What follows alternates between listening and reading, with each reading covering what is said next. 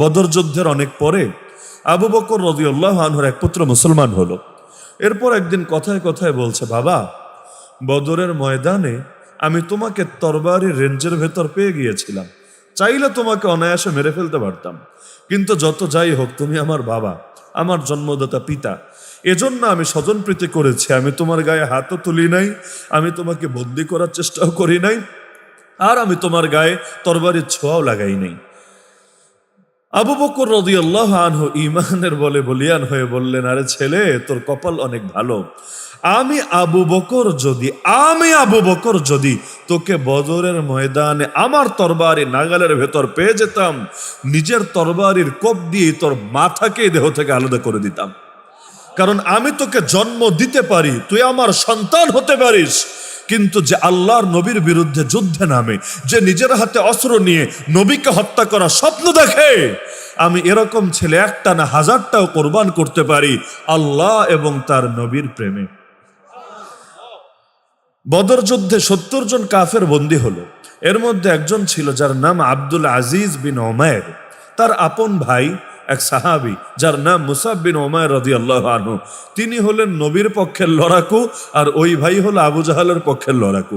তা আবু জাহাল সহ 70 জন তো মরেই গেল, আরো 70 জন সাহাবীদের হাতে বন্দী হয়ে আসলো।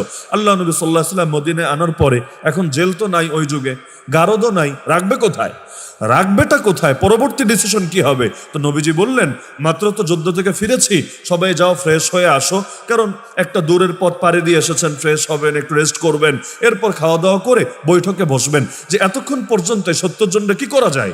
এবার আল্লাহ রাসূল নির্দেশ দিলেন, আপাতত মদিনার মসজিদের পিলারের সঙ্গে বেঁধে রাখো, জায়গা নেই, কই না কই রাখবে, তো মদিনার মসজিদের পিলারের সঙ্গে এই বন্দীগুলোকে বেঁধে রাখো, এরপর পাহারায় 1-2 জনকে রাখো, আর আমরা যখন বৈঠকে বসবো এরপর পরামর্শের ভিত্তিতে সিদ্ধান্ত নিব এদের ব্যাপারে কি করা যায়। একজন একজন করে বাধা হচ্ছে। এর মধ্যে আব্দুল আজিজ বিন উমাইর নামক যে কাফেরটা আছে, সে হঠাৎ করে দেখছে তার আপন ভাই মুসাব বিন উমাইর তার দিকে এগিয়ে আসছে। তো মুসাব বিন উমাইরকে দেখে আব্দুল আজিজ বিন উমাইরের বুকে আশা জাগলো, হ্যাঁ, আমার ভাই তো আমাকে বাঁচাবে, কিছু না কিছু উপকার তো করবে। তো কাছে আসলো মুসাব বিন উমাইর, সঙ্গে মদিনার আরেক সাহাবী, যাকে এই লোকটা চেনে না, তাকে তো চেনে ভাই হিসাবে, কিন্তু সঙ্গে যে সাহাবী তাকে চেনে না।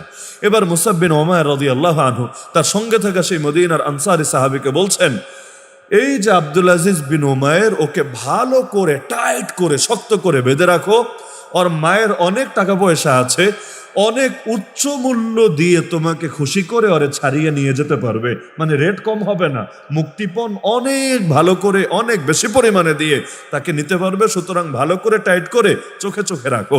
এটা শুনে ওই কাটা খায় নুনের ছিটার মতো হলো। আব্দুল আজিজ বিন উমর উত্তেজিত হয়ে বলল, তুই কেমন ভাই আমার, তুই কেমন ভাই, বিপদে পারলে একটু উপকার কর, না পারলে ক্ষতি করো স্কিল লেগা, এইটা কেমন কথা? পারলে উপকার কর, না পারলে অন্তত চুপ থাক। তোরে কে বলেছে আর উস্কে দিতে, আরো ইন্ধন যোগাতে, আরো ক্ষতি করার পরামর্শ দিতে? এবার মুসাব বিন উমাইর তাকে ধিক্কার দিয়ে বলেন, চুপ থাক, আমি তোকে আপন ভাই মনে করি না, এখন যে তোকে বাঁধবে টাইট করে তাকে আমি ভাই মনে করি। কেন জানিস? যে আল্লাহর নবীর বিরুদ্ধে যুদ্ধে নামে আমার বাবা তাকে জন্ম দিতে পারে, আমার মায়ের গর্ভ থেকে সে দুনিয়াতে আসতে পারে, কিন্তু আমি তাকে ভাই মনে করে নিজের ঈমান বরবাদ করতে পারি না। হ্যাঁ, এখন যে তোকে বাঁধবে সে যেহেতু আল্লাহকে রব মানে, মুহাম্মদ সাল্লাল্লাহু আলাইহি ওয়াসাল্লামকে নবী মানে, আমি তাকে আমার নিজের দেহের একটা অংশের মতো আপন মনে করি, সুতরাং ভাই হলে সে আমার ভাই হবে, তোর মতন অধমকে আমি ভাই বলে পরিচয় দিতেই রাজি না।